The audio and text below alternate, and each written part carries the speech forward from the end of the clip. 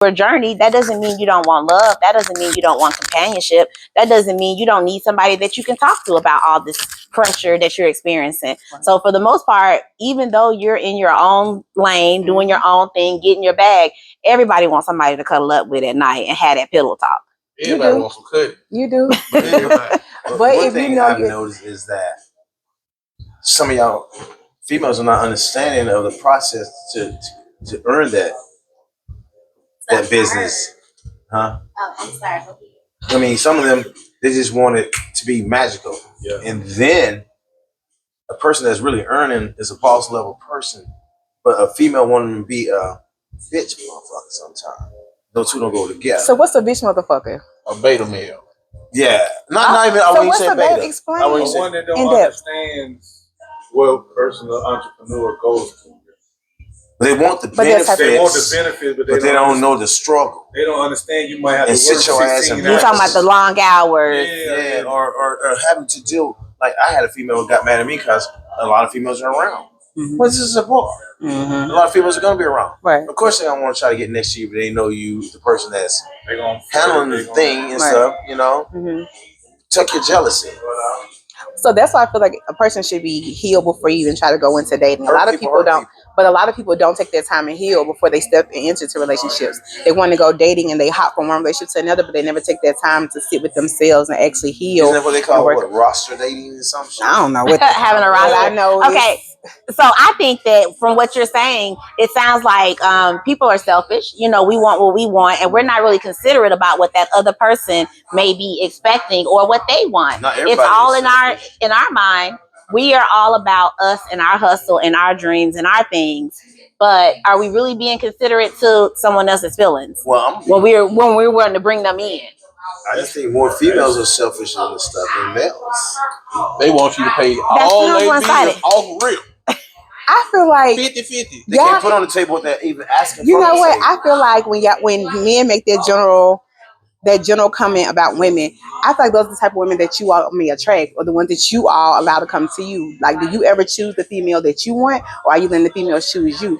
Because if you're attracting that certain type of female, maybe it's the image or something that you're putting out. Because every female doesn't always feel that way. I wouldn't say 100%, but maybe this female's been taught to look for the person with the bag. A lot of them have. Okay, then what can you do against that? Can you recognize it? But usually from a conversation, I got my blockers. As you should. Well, the thing is that everybody wants someone that's going to enhance their life and benefit them. Yes, it doesn't have to be financial, because men want someone that, again, you can cuddle up to. You want that love. You want that nurturing spirit. You said both races. I'm getting to the women. I'm getting to the women because we want that too. However, everyone wants someone that's going to make their life a little bit easier.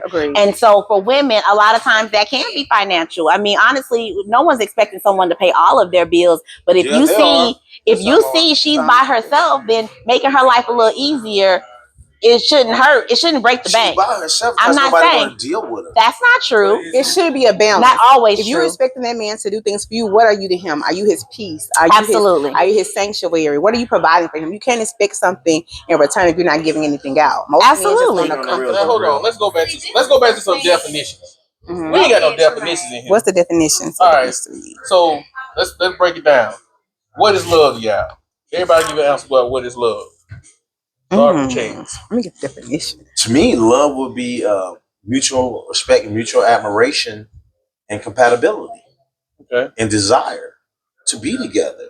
Because I don't want nobody who don't want to be there. If I got to keep begging you to be there, skate.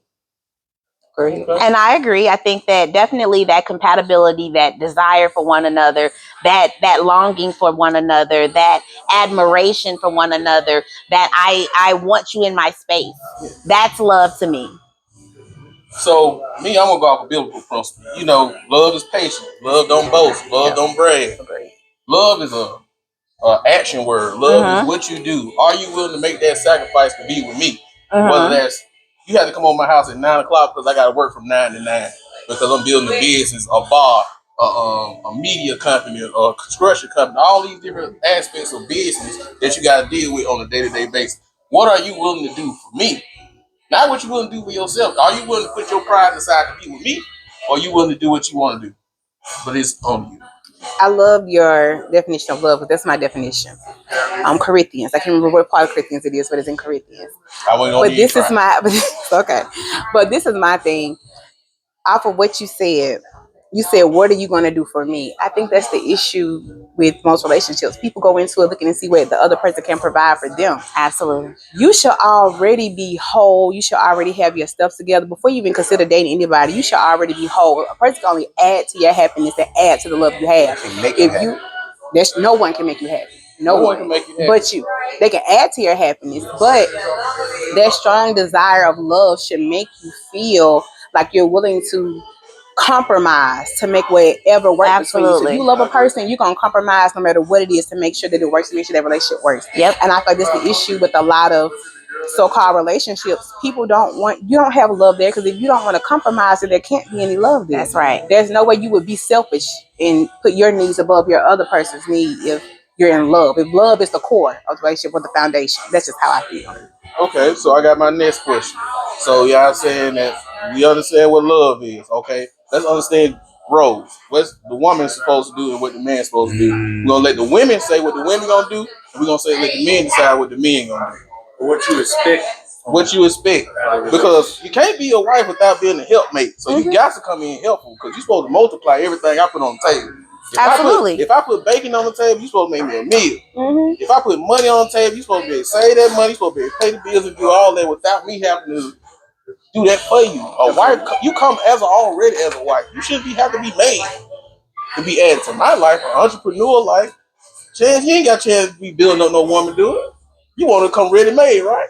I would like to be somebody that's compatible, but I understand it's not going to be on parity. Right. There's going to be some differences, whether it be financial, maturity, social outlook.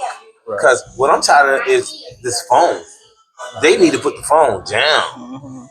Worry about social media all the time. Agreed. You have to have a whole damn avatar to be dealing with social media. Right. Come on, let's get back to the real. Yeah. And put on the table what you asking from the table. It's just simple as that. Yeah. Quit begging, quit tell me you got 3-4 kids, but you want this type of guy. Is a guy really of this caliber that you want gonna mess with you with 3-4 different baby daddies? Mm-hmm. Oh, you want to wait till you in your mid 30s, late 30s? Oh, I want to settle down now. You been ran through, baby girl. Who wants you? Well, tell us how you really feel, Chance. Right. So I think that to answer your question, when you talk about what the expectations are, I agree with you 100% that as a woman, you're a part of your role is to help and to multiply. Like you said, whatever you're bringing to the table, she can take and make that better. Now, again, it doesn't necessarily have to be financial. It can be financial. Maybe she's making just as much money or sometimes maybe a little bit more money than her mate. And she doesn't mind the sacrifice and bringing him in and helping building him up because we see it all the time. Successful women still sometimes create successful men. Mm-hmm. So it's not like the woman is always coming to the table absolutely broke. Exactly. I agree. So, but in the case of multiplying whatever you give her, if you give her your dream, she's coming with ideas. She's pushing you. She's motivating you. She's saying, hey, she's supporting you. She's out there with you in the trenches. If you got a food truck, she on that mug. She flipping burgers and don't even like to cook. Those are the things that a good woman brings to the table. It goes both ways. I would agree with you. That goes both ways. But where they at? This is my and so this is all my around. thing. When it comes to the gender roles, see, I really feel like men, y'all say y'all want these core values in women, but the women that you all attract or the women that you go for, that's not going to be that woman. It's not going to be a woman with that core value. Okay, so let's talk about that. Let me finish because I didn't get a chance to talk about the gender roles. It's 2024. I feel like gender roles should fit whatever needs for their relationship. Let's say the man is the one who has more free time. Okay, take what needs to be done in the house. Maybe the woman is an entrepreneur. Do what needs to be done in the house. Help make her life easier or maybe she makes one, whatever. Whatever the roles are, there shouldn't be defined gender roles. Do whatever it takes to make the household and the relationship work. That's how I feel. But I'm going to have to give up my masculinity. Say that again? No. But I have to give up my masculinity. And see, that's the problem. A lot of women have, in today's society, a lot of women, they equate success and money to power. Like, how could you ever ever say you love this man, but you want to diminish him or down him because you make more, or you feel like you have the right to tell him how to run your household, or you have the final say so because you make more than income. When you look at other races outside the black race, you will never know who makes more money in the household until you hear what their jobs are. You just see a happy family and they are making it work. We are the only race that focuses on money. It So feels why like is that, you the think? women. Because it's been taught. It has been taught. It has. But if you go back and you do the self work and you actually study relationships and study the different cultures, and you will realize that we're the only ones who do that. So we've been tricked. We've been programmed. So go back to the wholesomeness.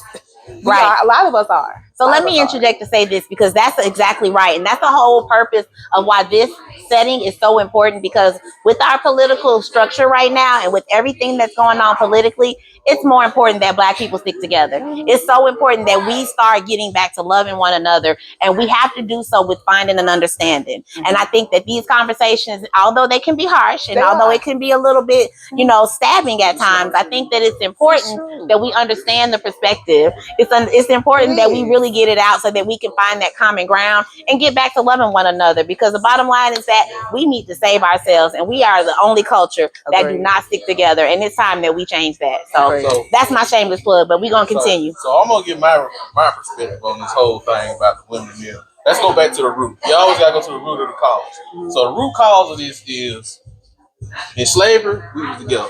Because we had no choice. Yes. When we got out of slavery, because you said we were together, like, because we didn't have no choice but to be together. Man and woman had no choice Literally but stacked. to take care of each other, to make sure each other was straight. Because the man out there in the field all day, the woman at home to get kids, she got to get in the field. We had no choice but to make sure each other was good. I think that camera might have went out too.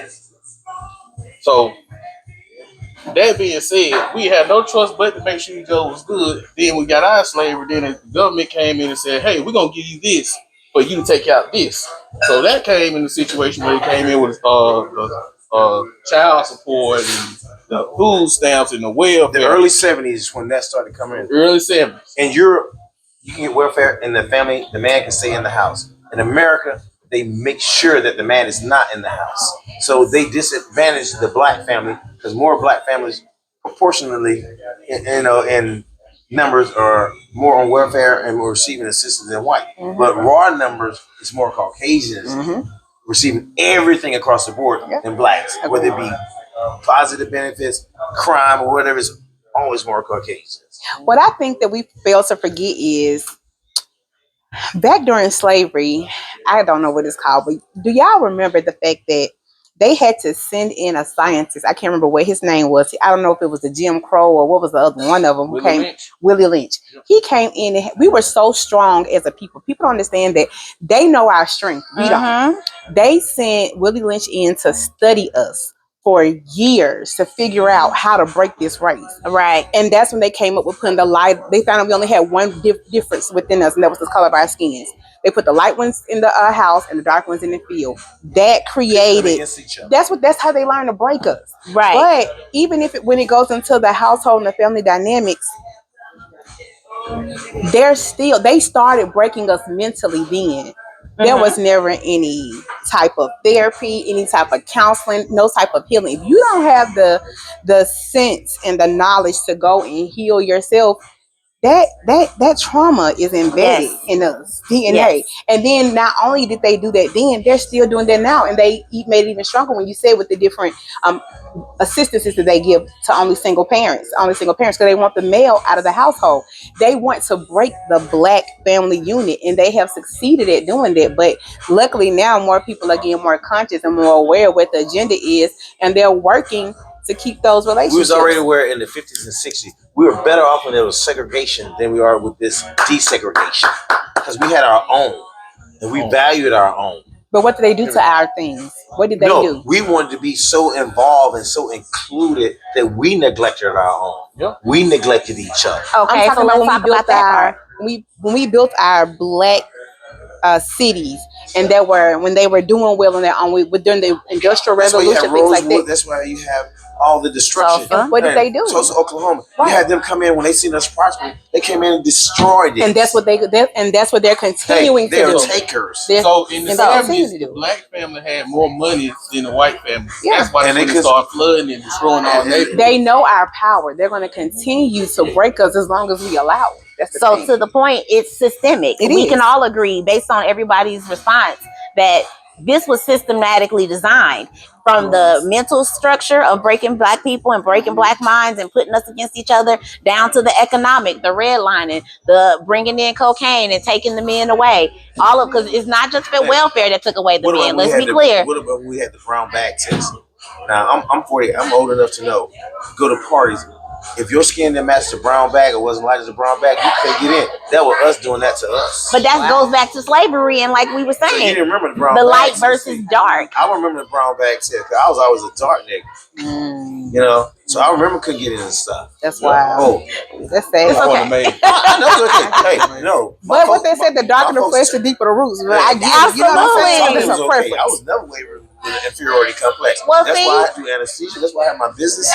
But that's the thing. That's what I'm saying, that y'all, it's systemic. It was set up and it was designed, so it's not necessarily just the welfare that It's happened. us. It But they was broke us. us. That's what I'm saying. It was They didn't break our us, they tried to mentality. break us. They What broke about? some of They us. broke a lot of us. They What broke a lot about? of us. Hold on. Let me say this, I'm not y'all. broken. They did. What They about did. the men that started going over to white women because they had inferiority complexes there? They wanted something that was, hold on, right? They wanted something that was taboo. They wanted something that was seemingly better, and so therefore that took away a lot of black So families this is too. like all the white women going to white men now, huh? Let me talk about this. No, Let's talk about I'm that. just simply Because saying I- those are things that contributed. Go I ahead. felt that way. Okay, I'm so simply saying. I used to feel a type of way when I would see a black man with a white woman. I did. But then once I was able to view someone closer, I was like, once a man has been rejected by his own kind for so long, what other choice does he have? Because maybe he's tried to have healthy relationships with women. He's tried to approach those women, and maybe because of the women he was going for, they kept denying him. So, It's a list of stuff they think they deserve, and they're not bringing and it. some do. There are some like that. Just- We can I'm gonna say agree this. that in both males and females, we know there are toxic women and there are toxic men. Just Right. like there are still good men and good women. Exactly, So I thank agree. you. you just have to, Entitlement. yeah. Well, Sense of entitlement for both. some do, some do, That's- some that's do. what most But problems you are. have to weed out. You have to take the time. So I think like people jump into relationships so quick that they don't really take the time to, not even relationships, they jump into sex so quick. They Absolutely. don't take the time to get to know the person and figure out who you're really dealing with. Like you start having relations with this person, then you find out 3 weeks later that she a gold digger, or she only want me for this, or she's not even that into me.